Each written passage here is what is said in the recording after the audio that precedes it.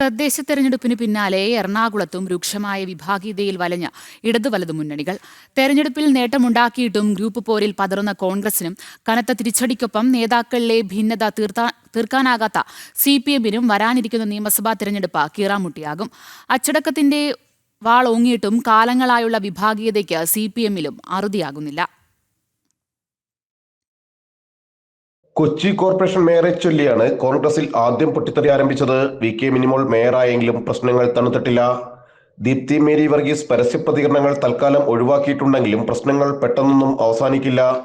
തൃക്കാക്കരയിലും group സമവാക്യങ്ങളിൽ പാർട്ടിയിൽ വലിയ പൊട്ടിത്തെറിയാണുണ്ടായത്. ചെയർമാനെ നിശ്ചയിക്കുന്നതിൽ കൂടിയാലോചനകൾ നടന്നിട്ടില്ലെന്ന് പരാതിപ്പെട്ട് ഉമാ തോമസ് MLA തന്നെ രംഗത്ത് വന്നത് പരസ്യമായിരുന്നു. ഗ്രൂപ്പുകാരനായ റാഷിദ് ഉള്ളംപിള്ളിയാണ് ചെയർമാനായത്. കഴിഞ്ഞ നിയമസഭാ തെരഞ്ഞെടുപ്പ് മുതൽ തന്നെ ശക്തമായ വിഭാഗീയതയ്ക്ക് CPM-ലും അറുതിയായില്ല. തൃക്കാക്കരയിൽ പ്രധാന നേതാക്കളെ തഴഞ്ഞുള്ള സ്ഥാനാർത്ഥി നിർണയം CPM-ന് കനത്ത തിരിച്ചടി നൽകിയിരുന്നു. കോൺഗ്രസിലെ ഗ്രൂപ്പ് തർക്കങ്ങൾ അനുകൂലമാക്കാൻ CPM-ന് കഴിഞ്ഞുമില്ല. ഗ്രൂപ്പ് പോരും വിഭാഗീയതയും പരിഹരിക്കപ്പെട്ടില്ലെങ്കിൽ വരുന്ന നിയമസഭാ തെരഞ്ഞെടുപ്പിൽ ഇരു മുന്നണികളെയും കാത്തിരിക്കുന്നത് കനത്ത തിരിച്ചടിയാണ്.